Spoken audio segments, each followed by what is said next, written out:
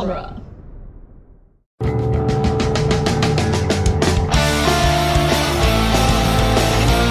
In the world of Hollywood, movies get greenlit and redlit. They get remade and rebooted. But we are the Ideal. I'm Sam Gasch, and you are listening to Ideal Remake.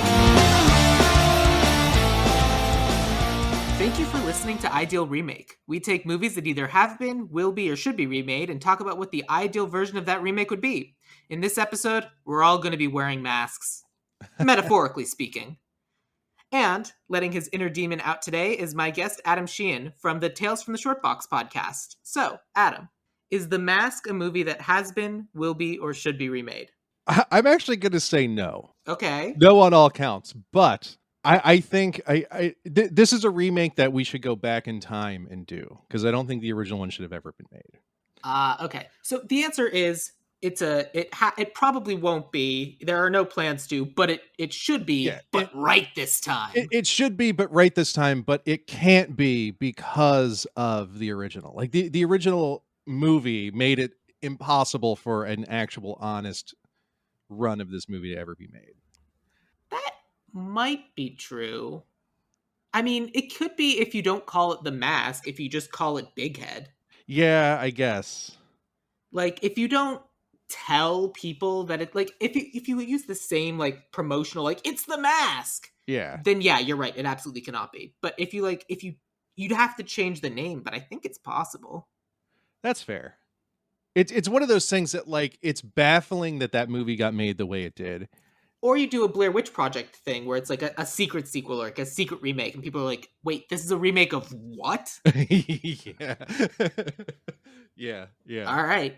So before we get too deep into it, Adam, how long have you been talking about comics? What are we doing today? Tell us a little bit about yourself and then what the plan is. So I mean, I've been into comics since before I could actually read them. So, like, you know, this is a lifelong passion. I usually talk about comics in a weekly fashion. So on Tales from the Short Box, we talk about the previous week's comics. So comics come out every Wednesday. We typically record on Friday, sometimes as late as Monday, but then we release every Wednesday. So cool. It's every Wednesday we talk about last week's comics. So what got me thinking a lot about The Mask is Matt Fraction wrote a run of The Mask a couple of years ago that we covered on the show, and did it a really, really good job, where The Mask becomes president of the United States. It's an absolute bonkers premise, but it was really, really well done.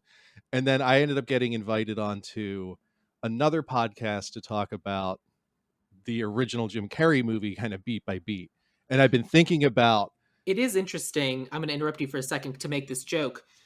It is interesting that it takes a comic book to really give us a scenario when someone from the Green Party can win. There it is. Sorry, continue with your actual words. But I've been thinking ever since, like kind of what I just said, like, man, you could not actually make an honest version of this movie. They didn't, but like, why even start? Like, why even, like, because that movie's so fractured. It doesn't know what it's trying to be. It doesn't know. It has no vision or focus, because the whole thing is trying to make this thing that they can't make into a summer blockbuster movie for kids. I mean, as one of those kids, I do genuinely enjoy the movies. So one of the pieces of homework you had me do prior to this episode was read the first section of, like, the Mask Omnibus, where the character is not known as the Mask. It refers to the actual physical object and not the person that the character becomes. The entity. The entity. So to speak. The being. Right. But then I also rewatched the movie. I had a friend over who watched the movie, and I still had a good time. There's a dog in it. Who could be mad? Yeah, it makes dog. No sense. It doesn't fall apart under any scrutiny whatsoever. Don't think about it too hard. Just wait for him to sing Cuban Pete and live your life. Right. It's just so bizarre. Just like what they took this source material and just twisted it and twisted it and twisted it until you got that movie. It's like, why? I've never been able to understand it. But what's funny is when I saw this movie as a kid, This movie came out when? Like the mid 90s, 1994. 1994. I was already into comics then. So when I learned that there was a comic book that was based on a comic book, I was like, I got to get that book. Oh And then like no. what my fourth grade mind like just succumbed to, it's like it was one of the first times I was like, I really shouldn't have this and shouldn't be reading this. It was like one of the first times where like I was getting away with something, but like was like maybe I shouldn't be because this is So what not you're for me. saying is that somebody should have stopped you? You've got a lot of these, don't you? I don't, but you keep setting me up. All right, okay. So what you're saying is that you then set the magazine on fire and it became Yeah, smoking. Um, there it but is. but in actuality, like for people who haven't read the comic, like I had not read the comic prior to this, but I'd heard the lore of the Mask comic is so different from the movie. It's so violent and graphic and wild, Yeah, and so I had a sense of what I was in for, but I did not know. yeah. It's grisly. It's like concussive and weird and like it's violent and scary in a way I wasn't prepared for in fourth grade. Like it's scary to think about what the entity of Big Head really is, and just like how terrifying of a setup that is. How would you describe the entity of Big Head in the comic? So I would describe him as a tulpa. So tulpa Okay, is something that's used to describe kind of these like outside of reality kind of beings that can manifest, like Mothman or Bigfoot is a tulpa. Like I put him on that same level. It's this weird kind of a I don't cryptid know. agent of chaos. Yeah, yeah, there it is. It's definitely a cryptid of some kind. It's some sort of extra dimensional being. I mean, you a certain object imbued with special properties that is both a great gift and a great curse to the person who possesses it. It sounds like a fey artifact, if nothing else. Yeah, exactly. I can see that. The interesting thing about the comic is, so in the movie we follow Stanley Ipkiss. That's the Jim Carrey character. And when Right. you're talking about like how does this movie get made, it's well you see the design of the character, and then you're like, well, the only person who has these kind of teeth is Jim Carrey. Let's see what, and then but Jim Carrey won't make this kind of movie yet, so let's see what happens. Yeah. But like in the comic, the Stanley Ipkiss character is killed on page what, 34, Yeah. 35. He's just the first one Mm-hmm. to experience the mask. There He's really isn't a protagonist of this story. Like that's that's kind of one of the weirder things about the comic. I would disagree, but we'll get to that in a second. Okay. But yeah, it's basically the Stanley Ipkiss in the comic book is I can't even say a lovable loser because he's an awful human being. Mhm. Not an awful human being. He's not a good guy. But No. he's like one of those people who's like, yeah, I'm a good guy, and then just like comes home and calls his girlfriend fat. Right. Just is a real piece of shit, and then buys this mask for her and then keeps it for himself, and then goes off to try and murder everyone who ever did him wrong for any reason, including his third grade teacher who made him clap chalk or something. Yeah. And he murders this 80-year-old woman. In front of her class of school children. Ah, yes, I forgot about that part. It's messed up. Like the stuff that happens in this book is messed up, and Yeah, it's funny too because like Stanley was already not a good person, and the mask does something to the personality of the wearer, where it kind of pulls out the worst part of you and amplifies it, so it turned him into even worse of a person, and that's kind of what it does to each person who gets it. mostly, yes. And it's funny to start off with a guy like Stanley, who's just an Yeah. absolute loser and a jerk. You can't possibly care for this guy.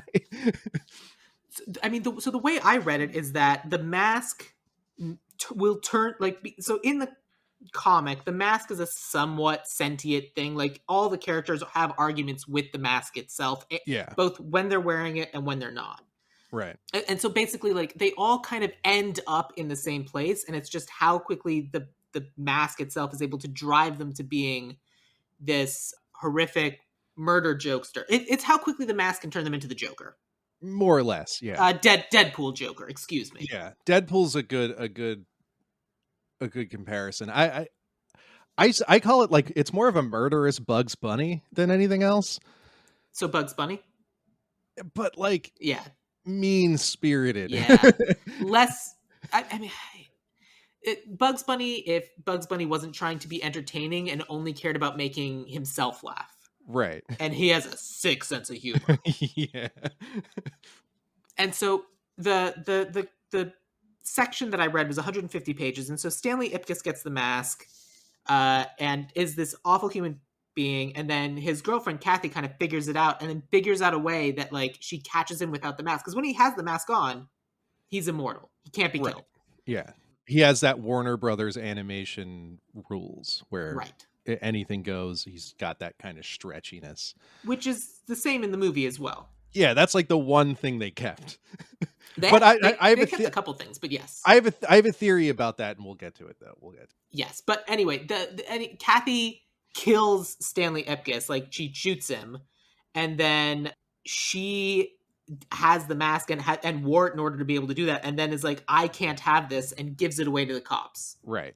And that's where I'm trying. Is his name Mitch Callaway in the comic as well? Yeah, it's just Lieutenant Kellaway. At one point, there's actually a joke where someone goes, "Do you have a first name?"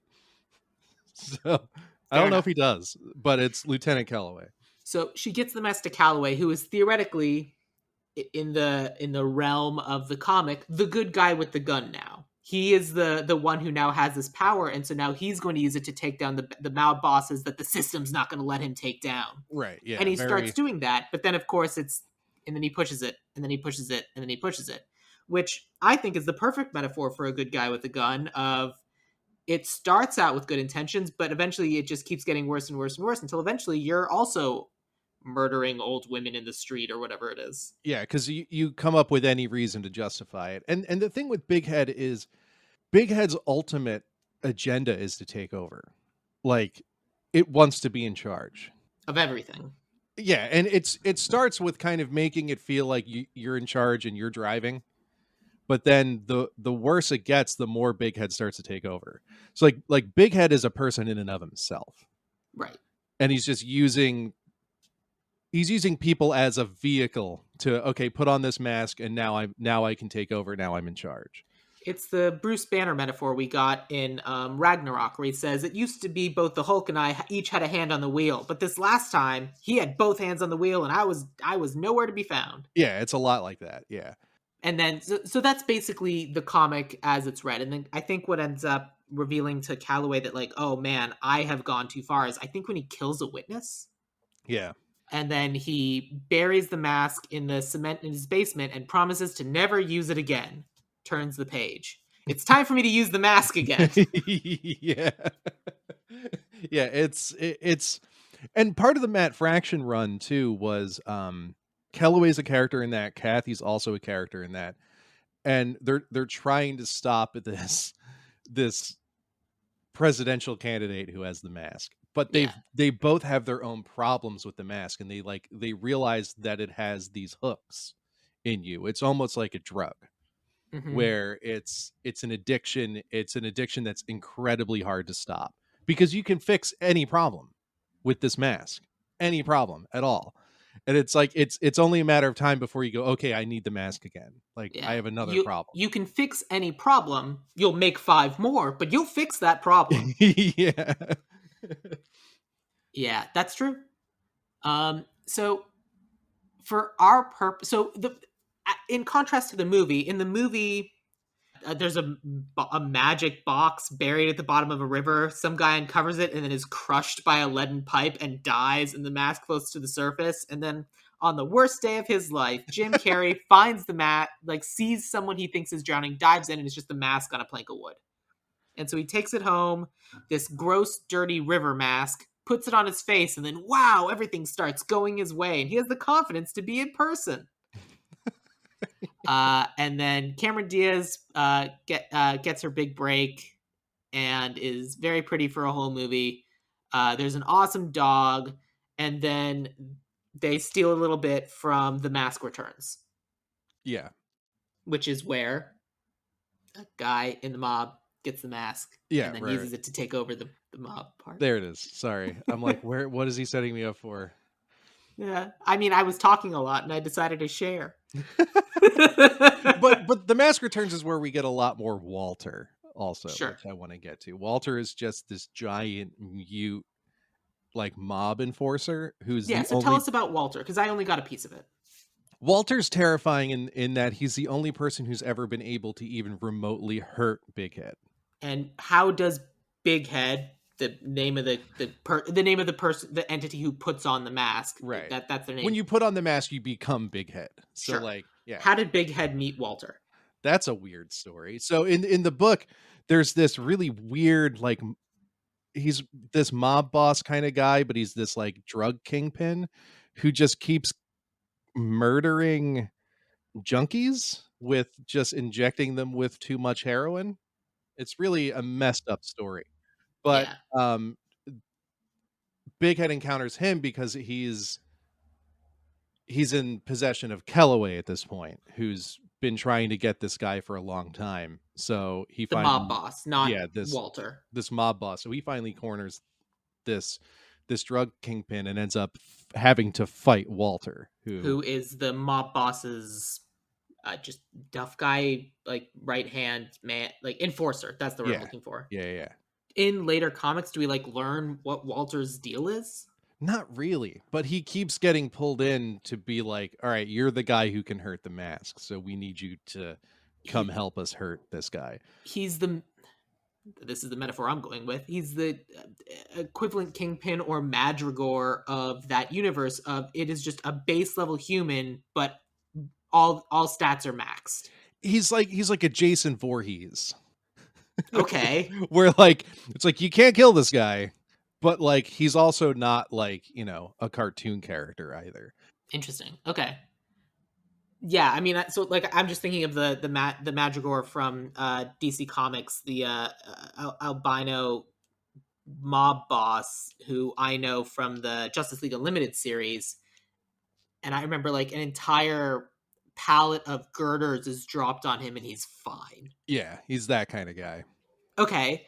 And so what else happens? So in the version I read, the mask fights Walter, thinks he kills Walter, Walter lives, thinks he kills Walter again, Walter lives, and it's like, I don't understand what's happening. I, not Big Head, the mask, am confused. It's just it's kind of you need to have someone who can sort of stop it. Otherwise, you know, you need that immovable object for the unstoppable force, I guess. What's interesting to me, because like if the mask were a logical entity, it would be like, oh, I want that one. Yeah, right. Well, there is a funny joke later on, and this is in the third volume of the original Red of the Mask, where Walter tries to put it on, but his face is too big, like it doesn't actually fit on his face. Wow. But yeah, you would think the mask would be like, okay, let's use that guy Yeah. to eventually take over the world, right? Like, Right. how could you stop that? You like if he's unstoppable now, imagine how much more unstoppable he'd be if he had Bugs Bunny powers. Right. Like that'd be ridiculous. But okay, so the movie doesn't have a character like Walter. In the movie, it's this mob guy is trying to take out this other mob guy, and he's dating Cameron Diaz, and it's all like this big confluence. And Jim Carrey gets caught because the newspaper lady from Wings and Robin Hood Men in Tights betrays him. Then the mob guy gets the mask and uses it to take over the mob until Cameron Diaz says, "I just want one last kiss," and then she kicks the mask away. The dog puts it on and saves the day. Yeah. And then we get that great shot of the dog peeing on a guy that we Yeah, absolutely needed to have. it's true. If there is anything that should inspire a Transformers movie, it's that moment. And it's funny too, because in that moment, like, I really thought Cameron Diaz was going to put on the mask, and we're going to get That's what I that want. moment. That's what we all wanted the whole movie. But they gave it to the dog. Yeah, because Hollywood.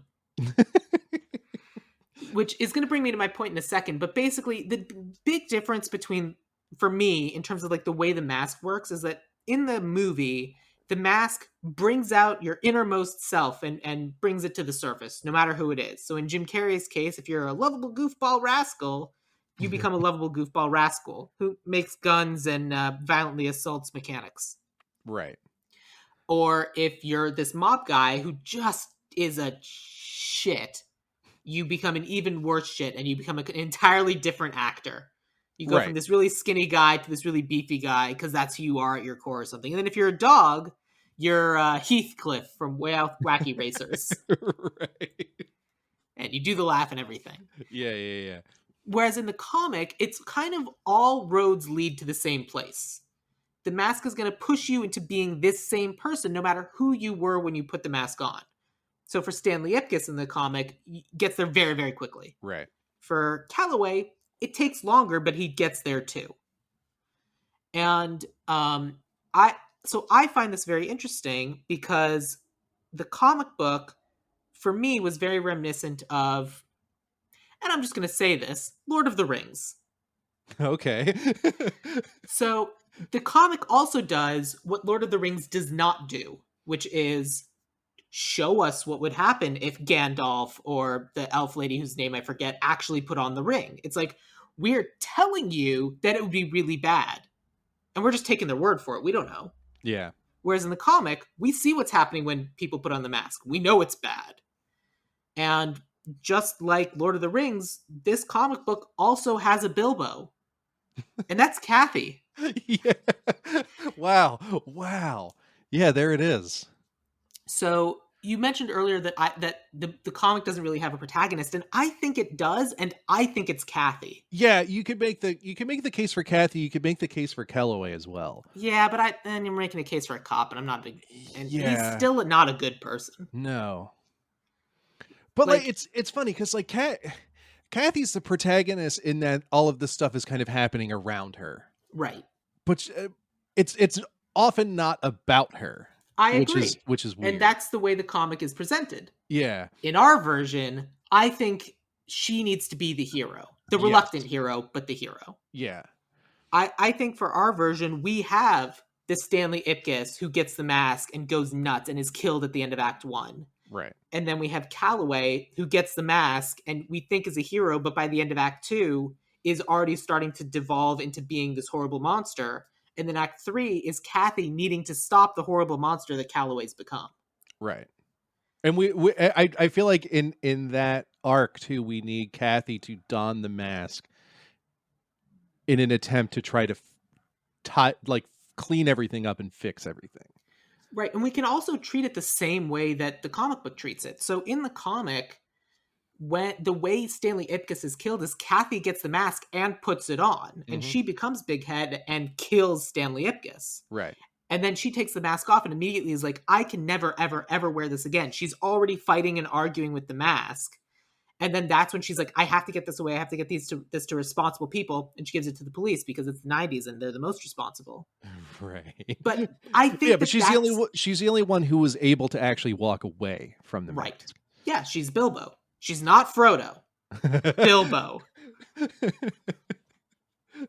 It's an Why important not? Why not distinction. one last time, right? Yeah. Why wouldn't I? So I want to get to this point. So there's really, and I've been saying this for years, there's one main difference between the original movie, the 90s movie, and its source material.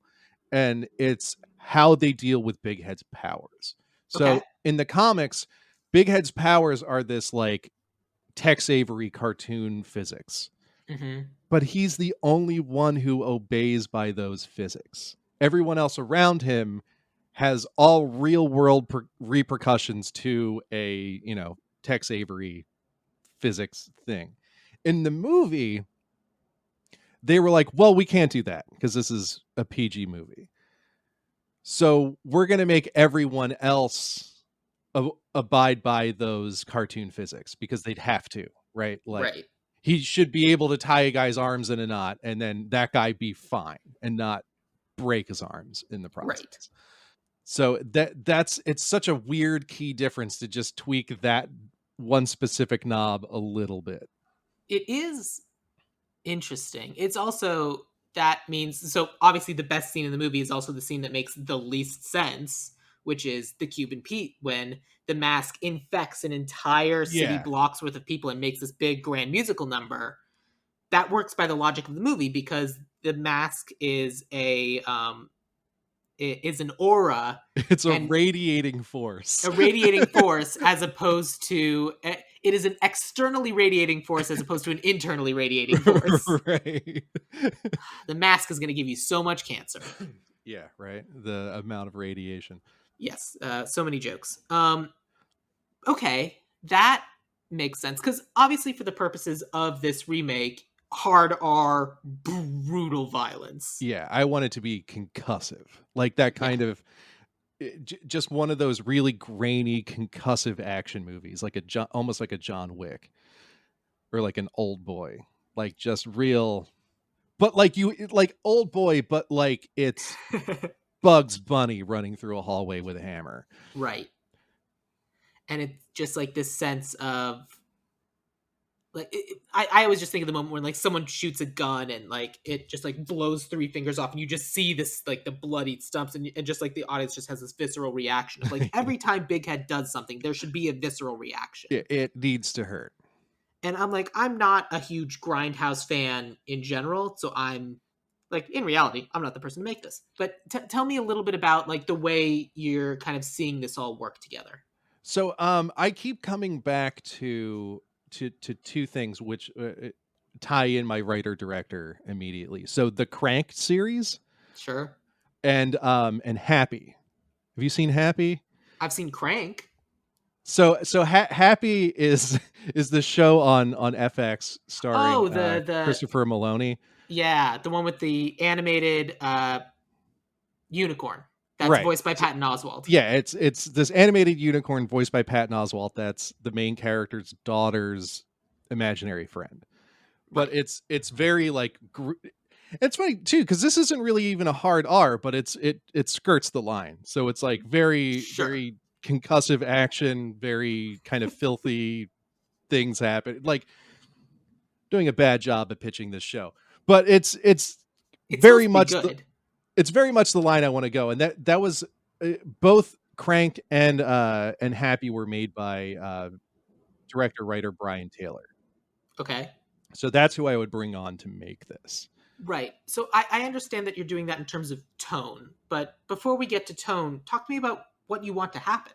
Because So I kind of did like a big beats of like Act One, Act Two, Act Three, but like what are the important things that you want to see from the comic or not from the comic? What's something that let's start there.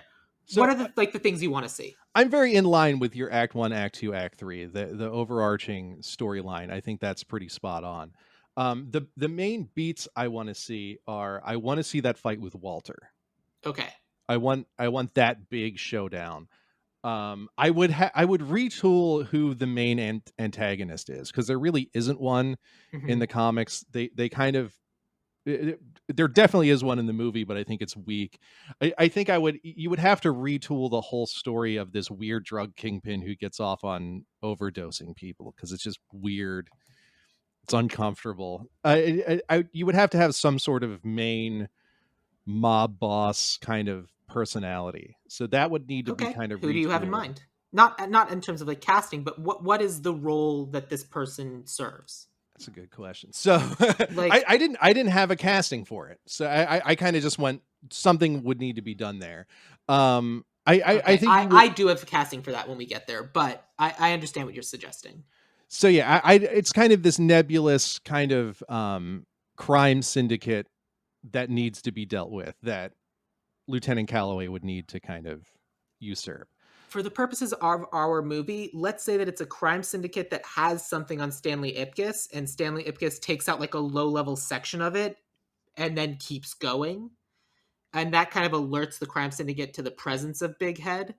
But then it's also a crime syndicate that has its tendrils in more areas of the city than a police officer like Calloway would want, and Calloway has been trying to take them down, and like what happens in the comic book of keeps running into obstacles of like the DA is on the take, the assistant DA Yeah, is on the take, and I so like that. can't work within the bounds of the law, and so it creates this that like the hero complex of Calloway is like I have to do what it takes to keep this city safe, and then in doing so makes the city less safe. That's the problem that the Yeah. mask is going to help me solve, and then in doing so makes the city less safe.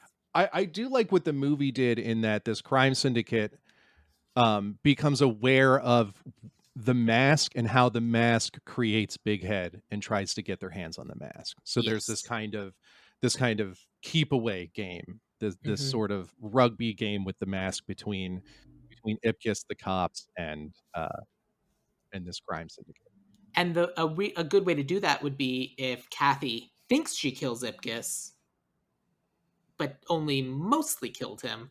And then the crime syndicate found him, extract the information from him, and then once they get enough information, literally toss him out a window where he can brutally fall to the ground dead. Nice. Because that way you're like, oh, Ipkiss is still alive. It's Stanley Ipkiss. It's the mask. We're gonna have, and so it's like the false death, and then still kill. Right. And so like that can even be beginning of Act Two as Calloway's starting to like get the mask and everything. I think the showdown with Walter can end up being end of Act Two. Big Head ends up taking out Walter, but then keeps going and goes too far and takes out the witness and the this and the Yeah. that and everything else that would have been needed to legally put these people away in favor of immediate catharsis vengeance. The Tarantino style of justice, which is blow them all up. Yeah. And so that way you take Walter out at the end of Act Two, and then your tag at the end of the movie is Walter's still alive. Oh yeah. Somehow Walter's still alive. I like that. Yeah. Because then Act Three is, like we said, it's Kathy needing to figure out a way to take down Calloway. Of how do you beat someone with cartoon logic, Right. especially someone who realizes that he can't take off the mask anymore because as soon as he does, he could get killed. And I think it really comes down to trying to play into whatever this big head entity wants and to try to kind of mess with, because at this point you're not really dealing with Calloway, you have to deal with Big Head. You have to take Big Head on head first. Yes. Right. You have to take, so like you might be talking to Calloway, but you're not really talking to Calloway. You're Right. talking to the mask itself. At that point Calloway is long gone. Yeah. So then my next question is, because this is a movie that we're making, what's something that you wish had been done in the comics or you wanted to see in the comics but has yet to be done in the comics? I think that the big moments are anytime Big Head is scared. So like creating moments where Big Head is worried, like coming up with ways to do that to like kind of shine some sort of defeatability on Big Head, Yeah. even in like a psychological sort of way. And Matt Fraction does that a couple of times in his run. But I think a big moment like that, like somewhere in the beginning of the third act. All right. Fair enough. I would also lean more into the cartoon of it all. So one of the things that the movie took from the comic book is, so there's a moment when Jim Carrey is there's like low level street gangs who watched Jim Carrey basically blow up a car and then decided to try and mug him because they're very Right. smart. And so then the mask starts making balloon animals for him. Gives one of them a giraffe, gives one of them a poodle, pops it, is like, I'm sorry, the dog was rabbit, had to be put down. We got jokes. And then Jim And then Carrey, pulls out a condom at one point. like, wrong pocket or wrong balloon or something. It's a Such a really weird strange joke. It's out throwaway of joke. it. It's a mess of tone in that scene. But because it felt like they were doing the thing from the comic. Right. Because that scene in the comic ends where he takes the balloons and instead of making balloon animal makes a balloon Tommy gun and then blows everyone away. Right. In the movie, he does that, and then the balloon turns into a Tommy gun. And I've always found that, and again, I like the movie, but this is bad because it's funnier if he blows people away with a balloon Tommy gun that's firing real bullets. I like that. I like the conjuring cartoon things into reality and then having them have real world consequences. Yeah, Like, because in a Tex Avery Looney Tunes cartoon, that's what would happen. It'd be like, that's just a balloon. You can't bang. yeah. And that's how it would work is like it's the setup expectation of like the big hammer does nothing, the little hammer kills everybody. Right. And so like if you make and literally you could set it up where that whole thing happens and then like Big Head leans over and pets the poodle Yeah. or literally leaves the balloon behind and then someone picks up the Tommy gun balloon in a later scene and pops it because if Big Head's not holding it, it's just a balloon. Right. But when he's holding it, it's a real Tommy gun because it's what you were saying of not externally, internally. It's Right. all my cartoon logic, and when I subject you to if when I put a hole in the wall and throw you through it, you just that you're dead now. Right. Exactly. And so I guess that brings us to how do you think we should do Big Head? Like, do you think it should be a prosthetic mask? Do you think it should be animated? Do you think it should be a mix of both? Um, what did they do in the movie? It was prosthetic, right? It was prosthetic, and Yeah, he often turned into a CGI character. yeah. Like that, you can Bad tell. 90s CGI. Yeah, they did the best they could. Like all told, it's not as bad as it could have been, Right. except when he turns into a wolf or the Yes. dog. Those are Yeah. bad. Everything else is pretty good. That's a good question. Because I want him to be animated, and I would almost want him to be two-dimensionally animated.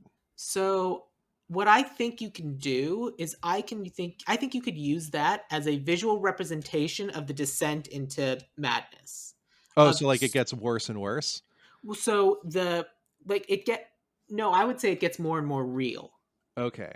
Like you start first put on the mask, 2D animation, super cartoon, like Roger Rabbit. I can't believe this is a real cartoon that I'm talking to. But as this person puts on the mask more and more and more, they become more and more lifelike and more CGI to the point where, like, at the end, when Calloway is gone and it's just Big Head, it's like a fully three-dimensional. It looks like a real person standing there, but with a watermelon for a head. Yeah. So what I would want to convey is going back to Big Head as a cryptid. Often when people talk about encounters they've had with Bigfoot or Mothman sightings or like the Men in Black, that sort of thing, there's this feeling of like existential dread, like what they're seeing can't possibly be real. Like people describe like headaches and nausea and like just this like absolutely weird physical feeling. I want to invoke Okay. that. Like All you're looking right. at something that shouldn't exist. Fair. Okay. That is incredibly difficult to design. I mean, I think you could use the character design from the comics and just have Yeah. like rough edges and like almost that I keep thinking of that frame rate from Into the Spider-Verse where it's like a little bit choppy. Yeah. Yeah, that makes sense. Or like, I don't know. I'm trying to think of the problem is if you do this in movies, movies have to be rendered on TVs, which only do like depending on the TV, like different kinds of like color limitations, Yeah. as opposed to like because they invented that black that was like the blackest black, and you can't take a picture of it because cameras aren't really able to render that level of black. But then when you see it in person, you're like, it's hard to wrap your head around just the complete absent. It is a void that Right. you are looking into. Yeah, it's confusing. Yes, and like something. So, but that's kind of what you're trying for. Almost. I just like I think it'd be fun to kind of play with how Big Head's manifesting in reality because it's kind of a tear in reality as we know it. So Yeah, like I think you could play with it a bunch of different ways. I think you could have it like almost like a Roger Rabbit 2D animation with like I said like really messy lines and then like have it like you said kind of morph into a more CGI more realistic thing when it needs to. It's like it is whatever it needs to be and you can play with yeah. that as much as you want. I think that's the way to go about it. I think you're right. I don't think it should just be one thing. Like that's the whole chaotic nature of it. Of yeah, lean into the crazy. Yeah. And I think you would Cool. have to cast Big Head separately. Yeah, which I did not do, but that is interesting. But yeah, you're probably yes and no because You would have to cast Big Head as a voice, I think, because Big Head is like in the comics, the word bubbles are different than everyone else's. Like yes, it's a very but they're the same word bubbles for all three of the big heads. yes. And again, it's the one person. Like I think that's important when the person's like becoming talking back and forth with the mask, but also like you gotta represent the fact that that's what they're becoming. I don't know. It's like a symbiote. I like it's Yeah, all it's confusing. it's like a Venom too, like Yeah, where there is a separate entity and it does take over when you wear the mask, but like there's little pieces of your personality that it pulls into. Like in the movie Stanley Ipkiss, when he puts on the mask, he's this like zoot suit wearing guy because he like well swing was making a resurgence in the 90s and we had to capitalize on it. But yeah. He's also a like real riot, like that's kind of his whole that's what he's into. That's what he yeah. wants to be. So that's what he becomes when he puts on the mask. Which is where they got it for the movie. Yeah. It's where the famous yellow suit comes from. Right, exactly. And so I guess, but that's Stanley's sense of style. What's the mask's sense of style? It almost doesn't have one. It pulls off of whoever's wearing it. Cuz like when Kellaway is wearing the mask, he's just he's got He's a like a noir shirt and detective tie. with a Yeah. with a cigarette. Right, and like a master of disguise for some reason. Like Yeah, that weirded me out in the comic where like it's someone who's clearly like big head in disguise, and then he pulls off what looks very much like a real skin face. yeah, it's very strange. Like was It's he it, wearing someone's face? that was what I wanted to know. Is he? I think so. I don't know. Oh man, I part of me just wants him to be able to like clay face it up and just like mush his face into something else. Right. Yeah, it's Like, very weird. yeah, I don't. Oh, that was the part that bothered. Like, for some reason, I'm used to like weird graphic violence, especially in comics. But like, I'm never used to someone like ripping skin off their own face. Yeah. I'm gonna go ahead and say it. I wasn't a fan of that moment. It was gross. Yeah, imagine reading it as a fifth grader, thinking that you were getting this goofy comic book that you saw Jim Carrey play. I would be having nightmares to this day. Yeah, yeah. I feel like this book sticks out in my mind probably for that reason. It was like That one of the makes first sense. things I read that had like ultra violence in it, and it was the first time I ever experienced like okay, comics are more than just like Batman and Superman. Like Yeah. this wasn't a superhero comic. This was something altogether different. So I don't know if you had someone for like the actual voice of Big Head. I do not. I have a short list Okay. So because we'll get to casting in a second. Is there anything okay, for like plot, tone, style? Is there anything like for the movie as we set it up before we start plugging in the people to be representing the characters? no, I think we've got a pretty as dialed in as we can without Okay. getting an actual professional screenwriter involved. How dare you?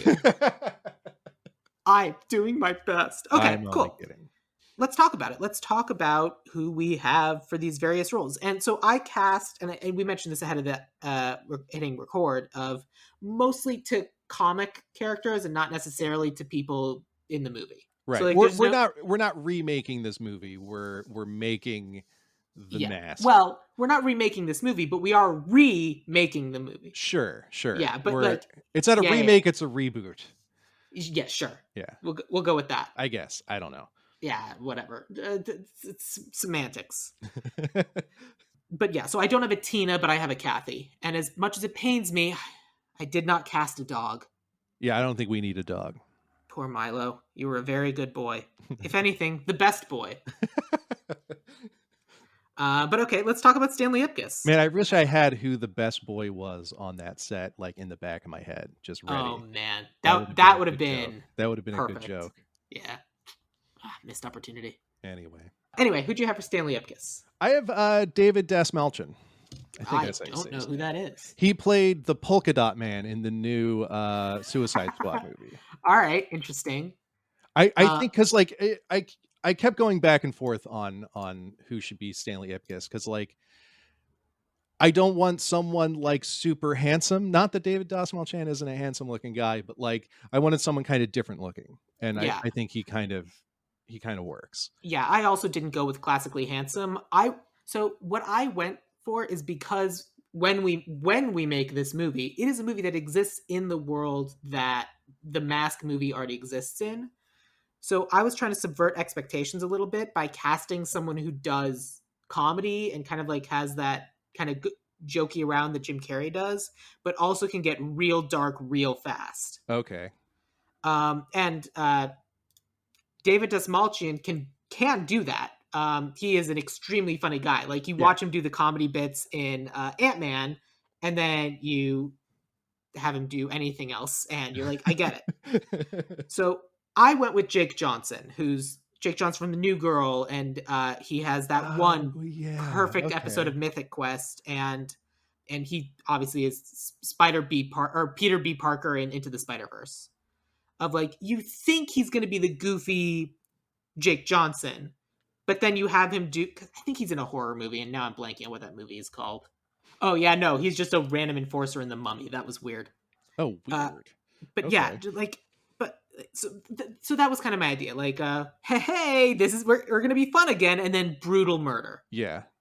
And obviously, people will know because they're going in, and it's hard to exist in a world without previews. Yeah, you've Uh, already seen a Red Band trailer for this, and we're terribly upset about it by the time you've yeah, walked in. but if we have our creative control, we kind of have it set up of like we tell you it's going to be an R and that there's going to be brutality and blood, but you might go in still thinking that Stanley Ipkiss is going to be the main character. Yeah. And so that's why we cast like who's the new Jim Carrey kind of thing. I think both these options work, and I would probably go with David Dastmalchian, but I would make him as silly as possible. Silly but bad. Right. Like, because remember, Art Stanley Ipkiss is not a good guy. No. So I would have him very much lean into the I'm one of those good guys kind of things, and then Yeah. not be that. Yeah. And I want to go with David Dastmalchian because I've never cast him in anything on this podcast before, and I want to. Nice. I do like your pick. I do like Thank you. what's his name? He's one of those names that I forget immediately all the time. It's Jake Johnson. It's Jake not a it's Johnson. not a name that stays in your brain. I do like him as a pick. I do see Thank where you. you're going there. So what I tried to do is I tried to both the movie and the comic are pretty white, so I tried to be very selective with where I put the whites, There you go. and that was one of the places. So, who did you have next, Calloway or Kathy? Kathy's kind of a blank spot, but I do have a placeholder for Kathy if we want to just go right into it. Sure, why not? My placeholder is Margot Robbie, just because I can't seem to get her out of my head. But like she can, She also has the capability of doing the Jim Carrey mask smile while wearing the mask. yeah, she can turn it up when you need to turn it up. Yeah, that makes sense. So Kathy was tough because for the purposes of ours, in my head, I'm already like, we need our Bilbo. We need someone who is sweet or not sweet, but like a good person, but not so good that they're like a superhero. Yeah, Like not willing to put like the entire world before them, but like decent enough in an uncorruptible sort of way. Of like you meet this person, you're like, yeah, you're not going to do anything bad. We get it. And so I don't see that about Margot Robbie, no, but I do see that about Melissa Fumero, who some people know from Gossip Girl. I know from Brooklyn Nine-Nine. She's Amy in Brooklyn Nine-Nine. okay, And I see her as being the person who is like she has the ability to go crazy, but like she just doesn't. It's not really her. yeah, And like I could absolutely see her being the person who's like, this just isn't like giving. I could see her being someone who gives up the mask. yeah. This doesn't fit. Yeah, Yeah. I like it. That's And so, perfect, actually. okay, cool, good. Yeah, because Then I couldn't really see past Kathy wearing the mask right. and trying to cast that. And that's where like I kept getting stuck on Margot Robbie because she'd be perfect in that capacity. I mean, if we're being honest, if Hollywood was remaking the movie right now and they were casting the Kathy who wears the mask, that is who they would go with. Right. There is no question that that's who they would go with. but it's not the right choice. No. So yeah, that's why I'm thinking Melissa Fumero. A little bit more low key, but that's what you want in the character. Let's talk about Calloway. Let's. So you went first for the last one, so let me tell you about who I have. So for Calloway, I went with someone who kind of embodies that.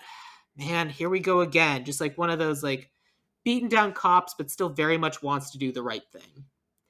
And just like I'm going to do the right thing, but like I'm not going to enjoy it.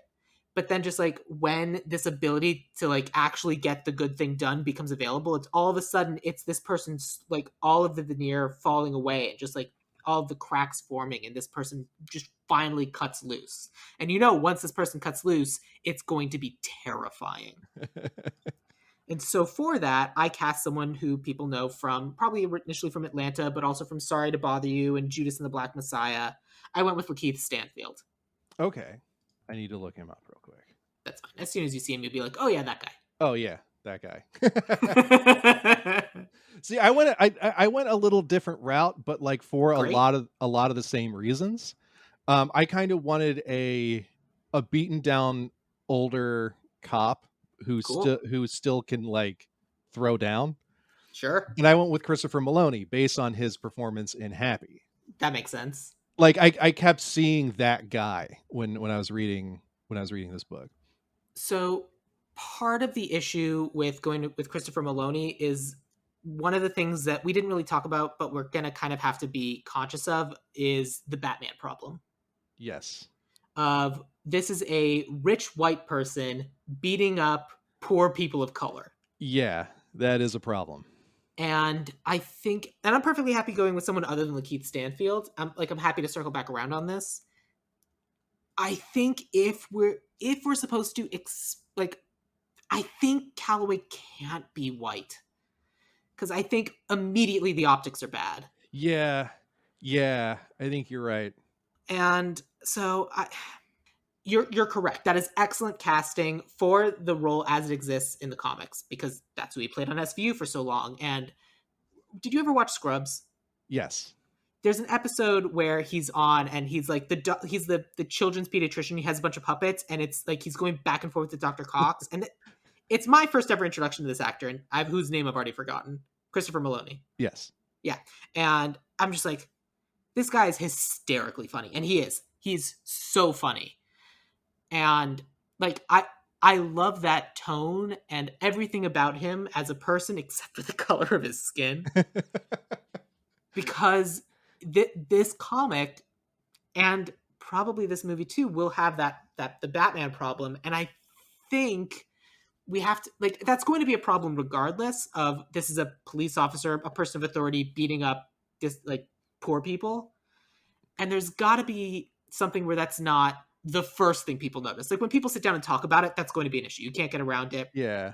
I but it has mean, to be something that people talk about he later. doesn't necessarily have to beat up poor people and minorities. Like we can keep it his whole vendetta against the crime syndicates and these Yeah, but who mobs. works for crime syndicates? Crime syndicates, especially now, Yeah. target the poor people on the street who don't have anywhere else to go. Yeah, you're right. So let's come back to Calloway. Oh, you know what we should talk about first? Let's talk about the voice of Big Head, like the actual voice of the mask. Okay. So I I don't have anyone for that, which means we're going to go with yours regardless. Well, I have a But few. I wasn't able to narrow it down, but I okay, have a kind of general idea. So it's got to be someone who can do crazy really well, and it's got to be someone who can kind of do voices because Big Head kind of does voices. Like you can see him kind of crack into like a 40s noir or like a cartoon character, Bugs Bunny kind of voice. So I immediately go to Billy West, yeah, but like I feel like that's probably still not it. And then my brain went to Robert Paulson, who right. is the guy you get for an animated thing about a Jim Carrey character. That's And true. that immediately made me kind of run away from him a little bit. And that's when I landed on Ben Schwartz. Oh, that's interesting. I think if you let Ben Schwartz get crazy and get like evil, because an evil Ben Schwartz is something I don't think we've ever seen. Other than Parks and Rec. I wouldn't really call him evil. He's yeah, okay. Not evil but bad. Yeah, not mean spirited by any means, Yeah. but like Just dumb really, and selfish. yeah. Because like when we were talking about the voice of Big Head and just like this slow transition to that sort of thing, like in my head, I was thinking like we have to decide if Big Head is going to be like a Keith David voice or like a Gilbert Gottfried voice, Yeah. and like kind of which direction it's going. Like the silky smooth, and I think the correct way to do it is that it is whoever's voice it needs in the moment. That's the voice that's coming out of it. Um, but I think Ben Schwartz is a good choice. I Yeah. think that's almost certainly the way to go. But then there's a big question mark when Kathy puts on the mask. I mean, Is it still Ben Schwartz? no, shoot. Oh God, what's her name? Fuck. Uh oh, you have to. I mean, it. I'm gonna cut all that space out That's so that I fine. sound smart right in this moment when you go. Well, obviously, like you have to go with Jenny Slate, Jenny Slate. the John Ralphio's sister in Parks and Rec. Oh, of course. Duh. Yeah, Obviously. Yeah. Oh, that's beautiful. that it can if it's Ben Schwartz, it can only be Jenny Slate, and yeah, that should do it. It's so dumb. I love it. All right, cool. All right, so that's kind of like the big 3/4. I also have so in the comics, Calloway has like a lieutenant who is also there, and apparently later in the series kills himself in a big thing to keep the mask away from the mask hunters, and it's his whole thing. But he's also a legitimate human being who's like worried about his friend. And then in the movie, that's replaced with dumb white guy sidekick Doyle.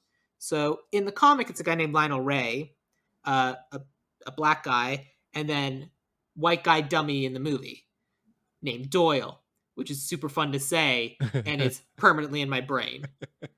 So I went with kind of the character as he's portrayed in the comic because that's what we're doing here, and I went with Chi McBride. Who he's been in iRobot. He was in Hawaii Five O, but I know him from Pushing Daisies, where he is the detective in Pushing Daisies, and he's great. I don't know if I know that person. You may not. The like I really only know him from that one thing, but he's funny, but also can be like completely serious and very like down the road. We don't need him for a lot, but we just need him to be like, oh, okay, Calloway's not just like a free agent floating through the universe. Like he has this one person he can talk to. Hmm. See, I went with Bokeem Woodbine. He I was do not know who that he is. was in Fargo. I think he was in season 2 of Fargo. Oh, I've seen him before. Where have I seen this guy? In Spider-Man Homecoming. Oh, see, I haven't seen Homecoming yet. It hasn't reached digital. That Oh, wait, no no, no, no no, no, no. Yeah, Homecoming, yeah, the yeah. first He's one. he's the Shocker in Homecoming. Yeah, Yeah, he's great. Good.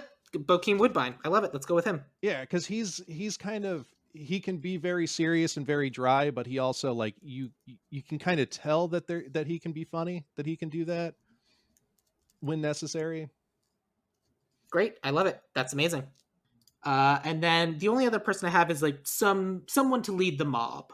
I have someone for that, but are there any other characters that you cast that we haven't talked about yet? I cast a Walter. I guess we can Oh say yes, please. We need a Walter, of so. course. I ping ponged around a lot because like there's so many obvious choices, so many obvious wrestler turned actors that you could go with, Yeah. but like I I didn't want to use a professional wrestler. Like I didn't want to use someone who was just really big.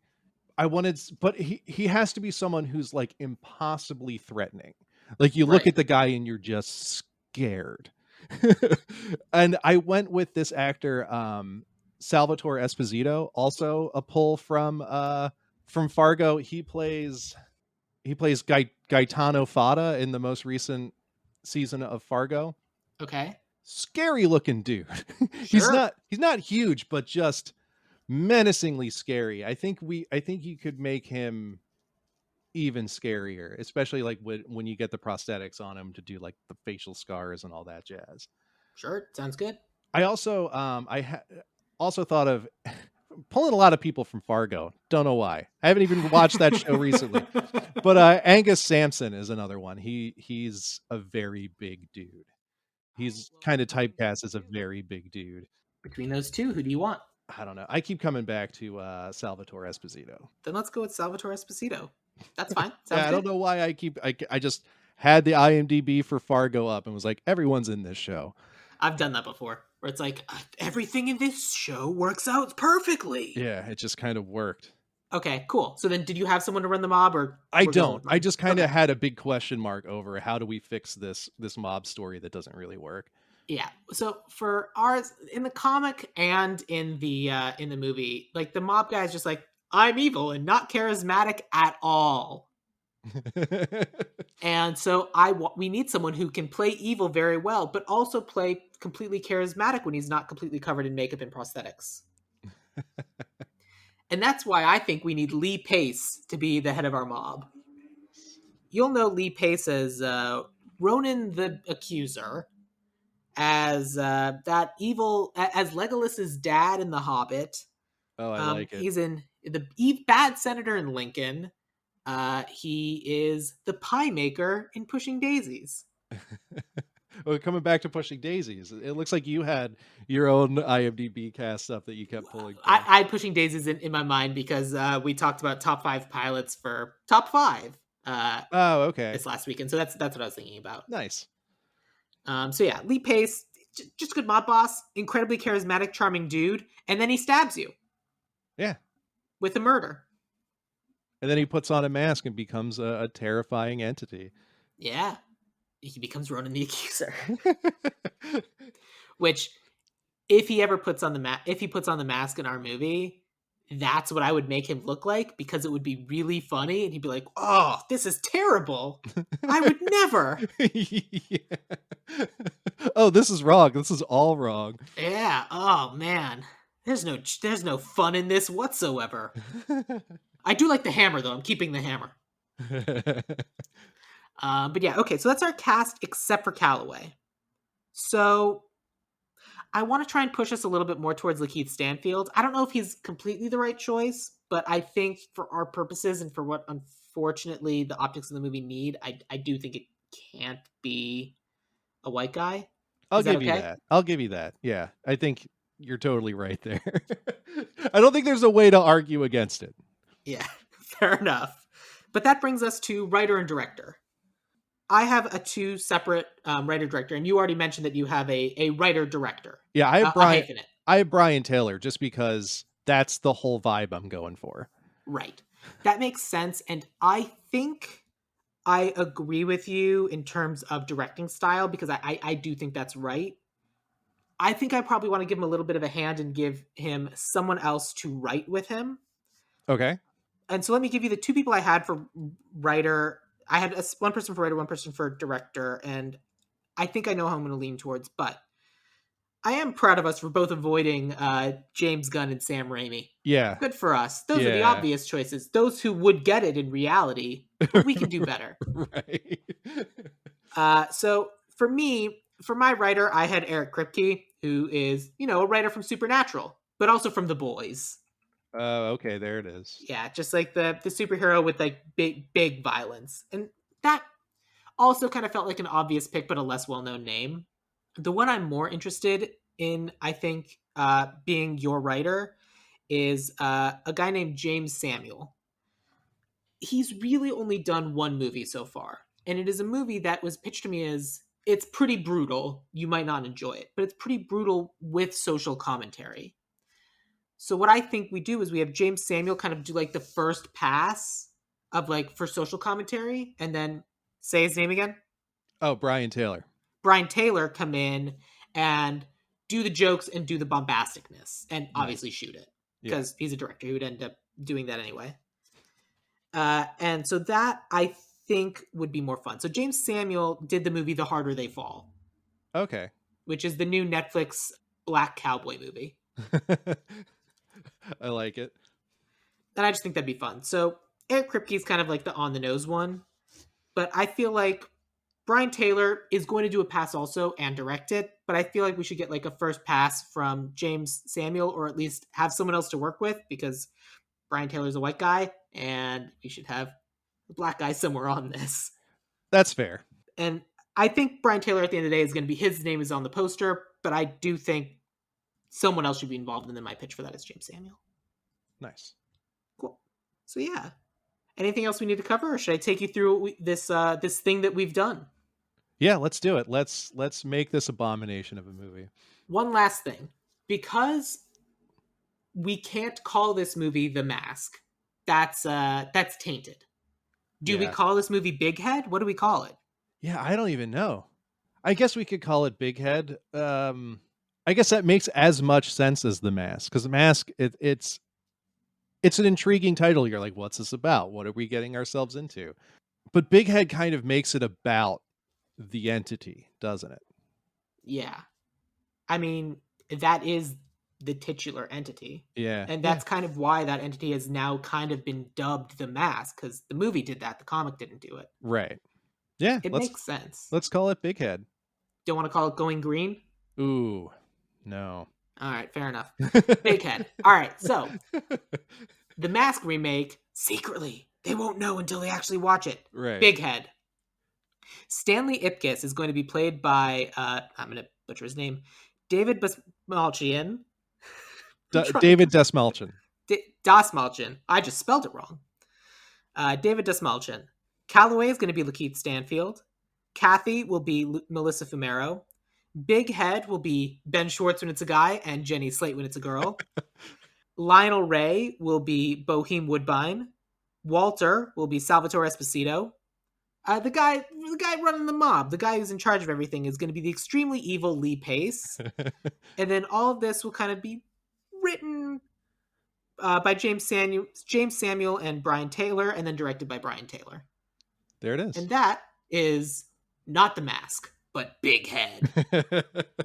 The Revenge of Big Head. Big Head's Revenge. Yeah. All right, cool. You gonna go watch this movie, so hopefully? Sure. I mean, Cool. it's the movie we should have gotten. It's the movie that no one had the courage to make. I think we can agree that this is not a 90s movie. No. This would have never, no one would have ever okayed this movie. And I think that's why we got the Jim Carrey movie. Yeah, I agree. But say, Lovey, nuts to that. Let's make this now. Yeah. Throw Yeah. it out and let's do it. Let's make the movie that no one would ever be allowed to make. Well, cool. Thank you so much for having me read this comic and for remaking this movie with me. I really appreciate it, Adam. This was super fun. Yeah, thanks for going on this journey with me and reading a not so popular movie or reading a not so popular comic book that a not so popular movie got made from. So, And I mean, a pretty popular movie. well, for a moment in time. Yeah, it definitely. Yeah, I think its moment has come and gone. And I'm not saying I own a yellow suit sitting in my closet right now that used to fit me but doesn't anymore. But that is true. Yeah, I'm glad Swing didn't really get feet. Fair. So for people who have learned over the course of this episode to really appreciate and value your taste and take on comics, where can people get that on a regular basis? Oh, you can listen to Tales from the Short Box every Wednesday here on Dueling Genre. Fantastic. Is there anything else you'd like to promote, or social medias you'd like people to follow? You can follow Tales from the Short Box at Last Week's Comics. You can follow me if you want to at Pete the Pizza. That's great. Thank you. We're also we're working on another show for Dueling Genre. My fellow castmates at TMNT Minute are doing a RPG tabletop real play game where we actually inhabit our favorite pop culture franchises. We're calling it Screenplay, and the first season we're doing the West End Games game of Ghostbusters to make That's kind of awesome. an in-between sequel to Ghostbusters 2 and Ghostbusters Afterlife. Not really an in-between. It's kind of an offshoot sequel, but it does inhabit that universe. That sounds awesome. That sounds super cool. Yeah. Great. And that's going to be called Screenplay? Screenplay. Screenplay. Cool. I love it. If you're interested in following me, I'm at Sam Gasch on Twitter, SamGasch, or follow the podcast Ideal Remake on Twitter or Instagram. Best thing you can do for screenplay from Tales from the Short Box or for Ideal Remake would be to go on Apple Podcasts and give us a 5-star review. I know Spotify is starting to do reviews as well, and you can certainly go leave a review there. But cancel Spotify. Fuck Spotify. I'm Yeah. sorry for people who don't own an Apple device. I hope you find something else soon. Yeah. One of the other things that I try to do for all dueling genre episodes is I try to promote a fellow dueling genre show. So this episode, I'm going to be talking about Doom Patrol Radio. Doom Patrol Radio is weekly when the show is airing. If you're a fan of Doom Patrol, you should go and check out the backlog of episodes. That's hosted by Mark Meadows and Nathan Alexander. And basically, it's a review podcast for HBO Max's Doom Patrol from the DC Comics Doom Patrol. And so Mark and Nathan talk about, it's an after show. So they talk about each episode that just happened. So because Doom Patrol is currently off the air, you can go find the archives of Doom Patrol and enjoy. We just did a team up with them. Oh, did you? Yeah. Tales from the Short Box, we have a Patreon exclusive show. Well, Patreon first show, I should say, where we talk about our favorite comics now in trade. It's called Now in Trade. And we joined up with the Doom Patrol Radio guys to do a whole episode on the Grant Morrison run on Doom Patrol. That's awesome. Well, if people are listening right now want to hear that, they should subscribe to the Dueling Genre Patreon. You should. Which I think is duelinggenre.com/support. There you go. There it is. So cool. So Adam, we will end this episode the way we end all episodes by asking you, what is your favorite quote from the movie or the comic, The Mask? I don't know if I have one, if I'm being honest. I mean, there's it's too not many... blam, blam, blam, now you're dead. Yeah, sure. There it is. The problem is that the movie has too many and there's the comic has too few. Yeah, there really aren't any grab phrases or catchphrases from the comic, but the movie, the catchphrases from the movie are just so nauseating. Yeah, there are a lot of sexism and fat phobia, but we're moving past that. We're not going to have that.